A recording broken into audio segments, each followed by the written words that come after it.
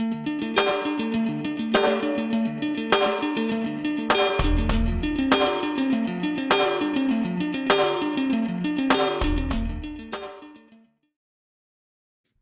me in the Room podcast to talk about his welterweight title fight happening at Cage Titan 63 on January 27th is the unpredictable one, Sean Lally. What's up, my friend? It's been a while, bro.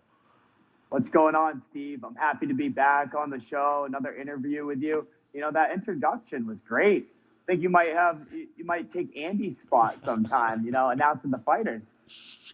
It wasn't rehearsed. I just go with the fly, and usually it takes me about 5 takes. But Sean, we are both professionals here now, so we got it first try, bro. Bro, man, thank you for coming on, man. The holidays just passed.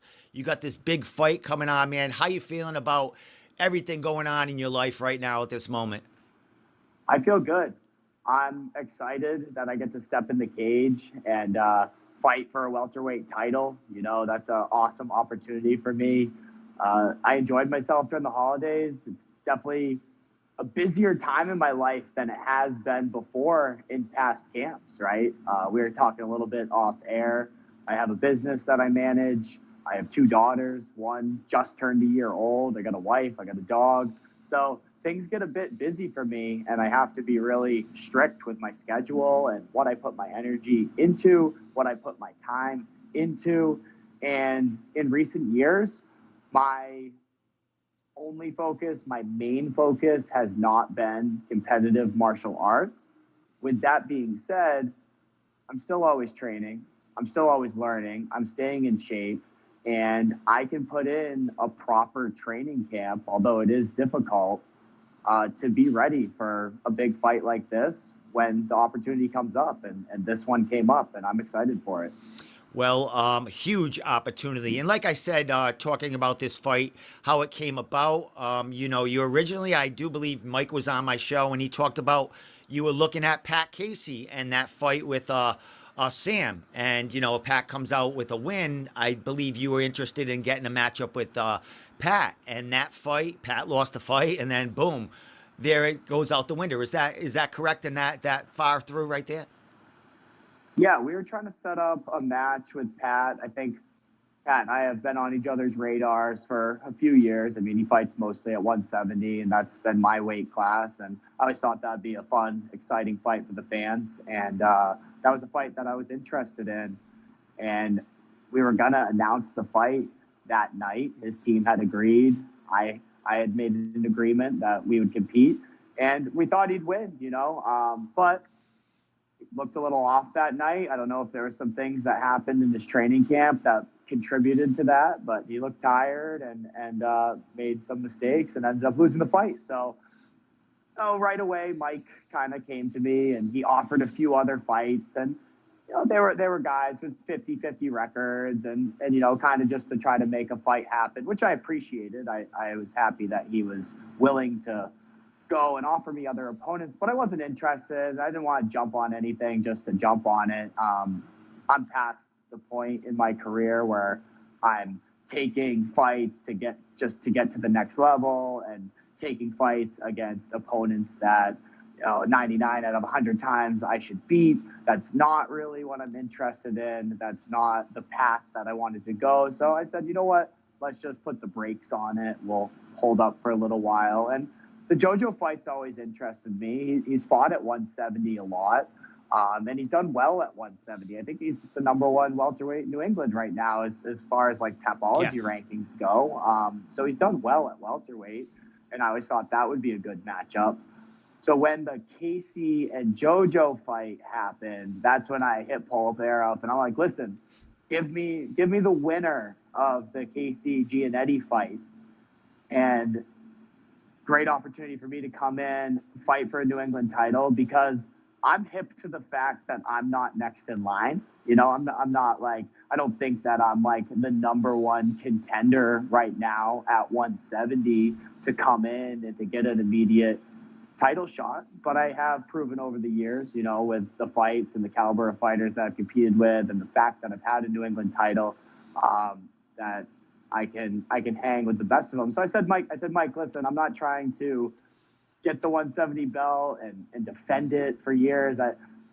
After I go in and win that belt, I'll probably step back away for a while. We'll see what happens, but I'll make room for Jack Condon. He's next anyway. I know he's injured right now, but that he's real good. Yeah. And I'm not trying to hang on to the belt. I want to go get it and put it on my mantle. Well, my friend, when that fight was happening between Joe and Pat, you're going to get the winner here. Was there some rooting going on here? I know you've known Joe for a long, long time, and I mean, you both fought for the organization. You're big faces for Mike Polvere and Cage Titans. Was it like, was there one guy you were pulling for to come through? Did you want to fight one guy more than the other that night, or it didn't matter who came out with their hand raised? It didn't really matter. I mean, they both present different challenges. They both have different threatening styles in different ways. They are a lot different stylistically. So it was an interesting fight to watch, but I didn't really care. I don't know. I feel like JoJo might have a little bit more pull especially in Cage Titans community. And I think his fan base and my fan base coming together on the same night. I don't think Pat gets quite as many fans at Cage Titans. Yes. He's from like Western Mass or something. So I think this in some ways is the more exciting fight for the fans. But to me, it didn't matter who won. I was just watching it to say, all right, who am I going to fight next? And hoping that after the fight, they would agree to fight me. Well, there you go. Joe agreed. He got his hand raised with a viral knockout of Pat that night. Huge, huge knockout. Knockouts you are kind of familiar with. You've had a few of your own like that. But when that happened, Joe's hands raised. The hairs in the back of your neck must have went up because you got a title fight on your hands, man. You fought for it before against Billy. Great fight. I think that fight might have been fight of the year for 2022. Am I correct? Or I think it was 21. 21. It was fight of the year, but there wasn't a lot of cards. It was a really good fight, but I will say there wasn't a bunch of cards because it was the pandemic. So Okay. I was like up against three total cards, but we got fight of the year. Okay. And it was a hell of a fight. And Billy is a tough competitor, and we've seen what he's been able to do. And I'm the only guy that went 3 rounds with Billy in his last 6 fights on his way up to the UFC. And I think I would have gone 5. Yeah. Well, here you are going against Joe, a totally different fighter than your last 2 opponents with, your late notice opponent there with Denning and, Billy. Joe's a totally different animal. Billy's a dog, gets in there. Joe's technical, great on the ground. His striking has come a long way since, the early days, man. What are you thinking about Joe and his kind of style against yours? Yeah, so I think it's a exciting stylistic matchup. It's 5 rounds, which I'm excited for. Like, I'm excited to be in the best shape of my life and be prepared to fight at a high pace and to push the pace for 5 rounds if necessary. JoJo has a very creative style. His style is a bit of his own. He likes that in and out movement. He's very light on his feet. He's a southpaw. And he has different weapons. I mean, we saw he'll use his kicks, he'll use his punches, he won't rush, he'll get some reads. And then if it does end up on the ground, he's a brown belt in jiu-jitsu, I believe. He's got good grappling. With that being said, I know that I'm more powerful than him. I know I'm going to be the bigger guy, I'm going to be the stronger guy, but it doesn't matter what other people's opinions are when they look at a picture of both of us. People are like, oh, you're going to snap that kid in half. And like, I know as well as anyone else that muscles don't win fights. I mean, you might I probably look better than him on the beach, but like, yeah, just to stop you there. That part of it doesn't matter as much. That last fight against Pat Casey, I mean, Pat Casey is the gorilla ninja. So Pat Casey is a big muscle guy dude, too. Right. And, Joe handled him pretty good. Exactly. So I'm aware of the threats that JoJo brings, but I like the matchup in a way that I have to be tactical, I have to be strategic, I have to be in great shape, and I do see a path to victory against JoJo, and it's about going in there and executing my game plan. I also know when it really comes down to it, if it does turn into a dogfight, it's going to be better for me. And he might have more MMA fights, but the combat I've been in, the things that I've seen, the things that I've done, I think when it really comes down to it and we're standing toe to toe, if that's what happens, that's my fight, right? So it's going to be an interesting matchup for sure. Well, a couple more questions, Sean. As far as who you've been training with, it's been a while since you've been in a real training camp. Who's you getting your rounds with? Who are you traveling with? There's probably some new faces in the gym as far as MMA fighters that are actually active at this point. Who's helping you along right now? Right. So I've been spending a lot of time at Team Sit Your Tongue up in Somerville, which is a big part of my roots. It's somewhere that I worked at for a long time, many years. Up there, I'm working with a lot of different talented fighters. We always call him Louisiana, but Aaron Trissell, he's a welterweight. Me and him have been getting some great work in together, and he's actually also fighting January 27th. So we've been getting some great rounds. There's a lot of OGs up at Sit Your Tongue that I work with, and just a variety of different guys. I've been working a lot with John Ciampa this camp and at Brett O'Teary's place in Westwood. I'm doing a lot of my grappling over there. I've even made the trek down to train with Loco Lobo once a week at Daniel Gracie Academy. I'm not missing sessions. I'm putting in the work. And the day I found out, it's not like I wasn't training. I was already in good shape. Yes. Right. I wouldn't say I was in great shape, but I was in good shape. I mean, some people might say it was great, but I was striking every week. I was still going to grappling. Right. So it's not like I ever completely step away. And then I've been putting in this 9-week camp, and I'm dialed in. I'm not missing sessions. My body feels good. I'm getting my recovery in. My diet's on point. And where I'm at with my career and everything else, that's the type of fight I have to have. I can't be going to 4 or 5 practices every week when I'm not fighting anymore. And that's all right, because I can turn it up and get my conditioning up and work on some of the shaking the rust off a little bit. And I don't really get too much rust. I'll jump into sparring after not sparring for 6 months, and I feel fine. I've been fighting my whole life.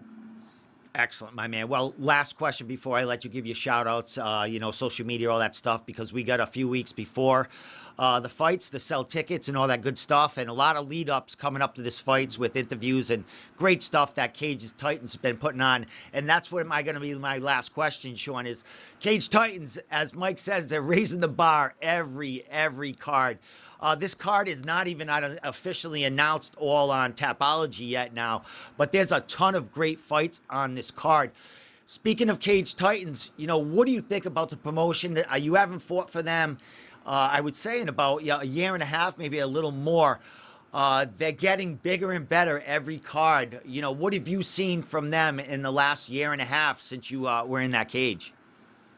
I've just seen continuous growth. Mike's doing what he does with Cage Titans, and he's finding ways to continue to bring the same product that you learn to kind of expect when you go to a Cage Titan show, but then he's always making little tweaks, right? He's always finding ways to make little adjustments to make it more entertaining, more fun for the fans, but then also smoother for the fighters, finding unique ways to promote the fighters. And I just think he does a great job with it, not only just from a promotional standpoint, but from business and media, and seems like the full package. And I believe this is my maybe 11th fight there, 12th fight. So there's nowhere I'd rather fight for locally. And at this point, every fight I don't want to say could be my last, but it could be. I don't have big plans of going to the next level, right? If something came up, I go win this title and there's a cool opportunity, I'm not going to say I wouldn't take it, but it's really not my interest, which is another thing that I like about this fight, because I know JoJo is thinking about the UFC. JoJo's thinking about 155, and I'm only thinking about JoJo, nothing else. And my whole career, I was focused on getting to the next level and not enjoying the moment and always trying to chase what was next. And I'm hyper dialed in on him and him only. So I hope he feels the same. Excellent, my man. Well, you got a ton of support around you with family, all the ladies at home. One more question: is the dog a female or male? The dog? Yeah. A female. So you have all females at your house. It's all females. Dude, I went apple picking in the fall. It was me, my wife, my 2 daughters, my mom, my sister, and my niece, and me. Oh my man. Can you imagine? And I'm in charge of what do you want to eat? 8 women. They're in good hands, my man. They're in good hands. Yeah. With that said, Sean, pleasure catching up with you. I will be there watching that great fight and all the fights that are going to be, warming up for your huge title fight with Joe. With that said, Sean, shout outs, social media, anything you want to say before I let you go, and we'll see you in 3 weeks. Yeah, so I'll give a shout out to OVN. I'm an ambassador athlete for OVN, Operation Vet Now. They work in supporting the veteran community through different healthy physical activities. Therese and Surrett and Co. They're one of my recent sponsors. They jumped on board. And then Title Boxing Club, sponsoring myself. Kill Combat, I'm sponsoring myself. And then my gyms, Fight Sports in Westwood, Sit Your Tongue, always loyal to Local Lobo and the Army down there. And then my mom making her fight rub. And that's about it. Everyone else, you know who you are. My family holds it down for me at home. Excellent, my man. Well, again, pleasure catching up with you, Sean. And we'll see you in a few weeks going for that title. It's going to be a huge one, man. First card of the year for Cage Titans. Cage Titans 63, January 27th. Check out Sean on the social media. Get ready for this fight. And we'll see you in a few weeks, folks. Boom.